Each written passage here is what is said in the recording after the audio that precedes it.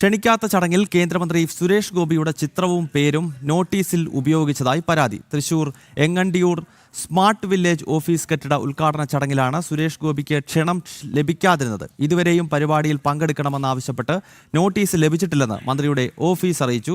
സ്ഥിരമായി പരിപാടിക്ക് ക്ഷണിക്കാതെ പേരും ചിത്രവും ഉപയോഗിക്കുന്നുവെന്ന വിമർശനവുമുണ്ട്. സാനുവാണ് തൃശ്ശൂരിൽ നിന്ന് വിവരങ്ങളുമായി ചേരുന്നത്. സാനു, ഈ സുരേഷ് ഗോപിയുടെ പേര് സ്ഥിരമായി നോട്ടീസിൽ വെച്ച് ഇത്തരത്തിൽ അനധികൃതമായി നോട്ടീസ് അടിക്കുന്നു എന്ന വിമർശനമാണോ ഉയരുന്നത്? ഇതിൽ മറ്റെന്തെങ്കിലും ദുരൂഹതയുണ്ടോ? കഴിഞ്ഞ കുറച്ച് നാളുകളായിട്ട് തുടരുന്ന നാടകത്തിന്റെ ഭാഗം എന്ന് തന്നെ വേണം നമുക്കിതിനെ വിശേഷിപ്പിക്കാനായിട്ട്. കാരണം സുരേഷ് ഗോപിനെ സർക്കാർ പരിപാടികളിൽ അല്ലെങ്കിൽ ഉദ്ഘാടന പരിപാടികളിലൊക്കെ ക്ഷണിക്കാതെ ആ പരിപാടി നടക്കുന്ന ദിവസം അല്ലെ മണിക്കൂറുകൾക്ക് മുമ്പ് മാത്രം ഔദ്യോഗികമായിട്ട് ഒരു അറിയിപ്പ് നൽകുകയും സുരേഷ് ഗോപിയുടെയോ അദ്ദേഹത്തിന്റെ ഓഫീസുമായി ബന്ധപ്പെടാതെ അദ്ദേഹത്തിന്റെ ചിത്രങ്ങൾ അടക്കം മുഖ്യാതിഥിയായിട്ടൊക്കെ അല്ലെ മുഖ്യ പ്രഭാഷകനായിട്ടൊക്കെ ചിത്രീകരിച്ചുകൊണ്ട് അല്ലെ അച്ചടിച്ചുകൊണ്ട് പുറത്തു വിടുന്നു. അതിനുശേഷം പരിപാടി നടക്കുമ്പോൾ നിങ്ങളുടെ കേന്ദ്രമന്ത്രി എവിടെ, നിങ്ങളുടെ MP എവിടെ എന്നുള്ള ചോദിക്കുന്ന നിലയിലേക്ക് ഇവിടുത്തെ മന്ത്രിമാരും MLA-മാരും പ്രാദേശിക ഭരണകൂടങ്ങളും മാറുകയാണ്. കാരണം സുരേഷ് ഗോപി MP ആയി ഇവിടുന്ന് വിജയിച്ചതിന് ശേഷമാണ് ഈ ഒരു തന്ത്രം പയറ്റി തുടങ്ങിയത്. പ്രധാനമായിട്ടും CPI കേന്ദ്രങ്ങളിൽ നിന്നാണ് ഇത്തരത്തിലുള്ള രീതിയിലുള്ള നടപടി അല്ലെങ്കിൽ നാടകം നടത്തുന്നത്.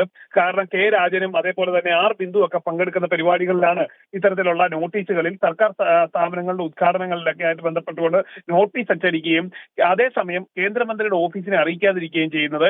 ഇന്ന് നടന്നിട്ടുള്ള എങ്ങണ്ടിയൂർ സ്മാർട്ട് വില്ലേജ് ഓഫീസിന്റെ കെട്ടിട ഉദ്ഘാടനവുമായി ബന്ധപ്പെട്ടുള്ള നോട്ടീസിലും കേന്ദ്രമന്ത്രി സുരേഷ് ഗോപിയുടെ ചിത്രങ്ങൾ ഉൾപ്പെടുത്തിയിരിക്കുന്നു.